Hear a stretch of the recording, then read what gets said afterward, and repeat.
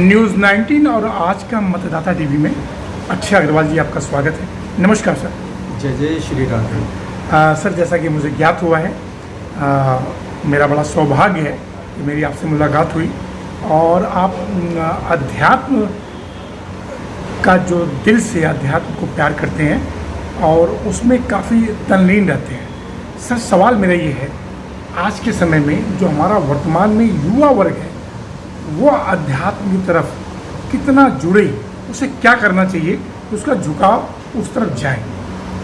मैं ये कहना चाहूँगा कि युवा वर्ग एक्चुअली वो फसल है जिसकी खाद और पानी हमारे द्वारा दिए हुए संस्कार जो हैं वो उसको पोषित करते हैं। और कहीं हम अपने बच्चों पर समय के हिसाब से उतना समय नहीं दे पाते आजकल की अपनी व्यस्तता के कारण, जिस वजह से बच्चों को वो संस्कार या हम उन पर निश्चित रूप से दैनिक रूप से उन पर अगर हम निगाह रखें और उनको संस्कार देकर के आगे बढ़ें तो निश्चित रूप से ये पीढ़ी में जोश बहुत है और वर्तमान पीढ़ी बहुत कुछ करना चाहती है। बस उस जोश को सही तरीके से अध्यात्म को ले जाने की ज़रूरत है। अक्षय जी, एक सवाल मेरा है, जिस तरह से शिक्षण संस्थाएं हैं उसमें अंग्रेजी, हिंदी या बहुत सारी भाषाओं का ज्ञान दिया जाता है, क्या उसी तर्ज पे अध्यात्म का भी एक अलग से पाठ्यक्रम चालू करना चाहिए? निश्चित रूप से बहुत अच्छा सवाल किया है आपने। हम कहीं ना कहीं ये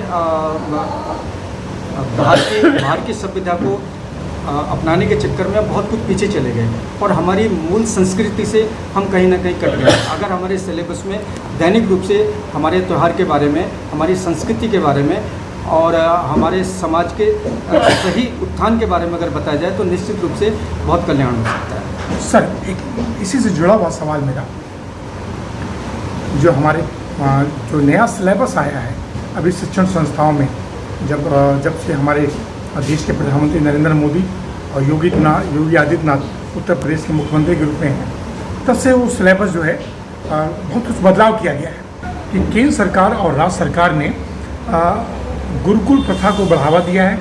संस्कृति जो हमारी एक तरह से मतलब समझिए भारत देश की सबसे प्रमुख भाषा है, उसके लिए सरकार ने बहुत सारे टीचर्स नियुक्त किए हैं, बहुत सारे विश्वविद्यालय बनाए।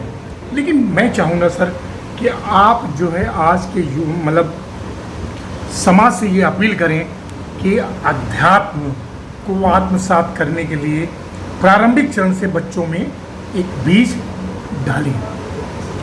आपने बहुत अच्छा सवाल किया है और मैं दोनों ही सरकार के इस कार्य की सराहना करूंगा कि बहुत समय बाद हमारे बच्चों को ये संस्कार देने का अवसर आया और गवर्नमेंट ने बहुत अच्छी व्यवस्था की है।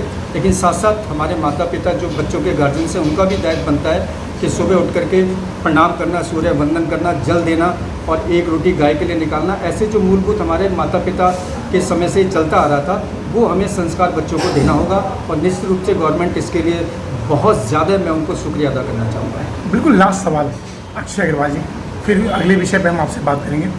देखा ये जा रहा है, लेकिन सच्चाई ये है कि अब इसमें प्रचार प्रसार के माध्यम ज़्यादा हो गए हैं। एक वक्त था अपराध कम था, विद्यालय भी कम थी, लेकिन अब विद्यालय बहुत बढ़ गए, बहुत बड़ी बड़ी यूनिवर्सिटियाँ हो गई, लेकिन अपराध की संख्या बढ़ गई। तो सामंजस्य क्यों नहीं बैठ पा रहा है? देखिए, ऐसा कि आजकल के बच्चों में जोश के साथ साथ अपने जो टारगेट्स हैं, जो लग्जरियस एक अपनी लाइफ की चाह है, वो कहीं ना कहीं हमें बहुत तेज़ दौड़ने को तो प्रेरित करती है, लेकिन साथ में हमें वास्तव में क्या चाहिए उसके कहीं ना कहीं हमारे अंदर अभाव है। अगर हम सब मिलकर समाज पूरा मिल करके, हर आदमी अपनी दायित्व समझ करके अगर इसको आगे बढ़ाए तो निश्चित रूप से बच्चों के अंदर परिवर्तन हो सकता है। निश्चित रूप से जो आज की युवा पीढ़ी है जो एकल परिवार की तरफ शिफ्ट हो रही है, उसके लिए कुछ, ये अंतिम सवाल सर, कुछ बोलना चाहेंगे कि वो? निश्चित रूप से आज बच्चों की जो स्वतंत्रता चाहते हैं बच्चे शादी के बाद या पढ़ाई के काल में, वो कहीं ना कहीं हमें स्वतंत्र तो करती है लेकिन कहीं ना कहीं बहुत सारे ऐसे बंधन में बांध देती है जो हमारे पतन का कारण बनते हैं। हम अगर समाज में अपने परिवार के साथ रहते हैं, ज्वाइंट फैमिली में रहते हैं, तो मुझे लगता है कि उससे अच्छा कहीं भी सीखने के लिए और अनुभव में आने के लिए उससे अच्छा कोई प्लेटफॉर्म नहीं है। हाँ, अक्षय अग्रवाल जी, बहुत बहुत धन्यवाद। फिर किसी विषय पे बात करेंगे। Thank you sir. नमस्कार सर। नमस्कार। जय जय श्री राम। सही है।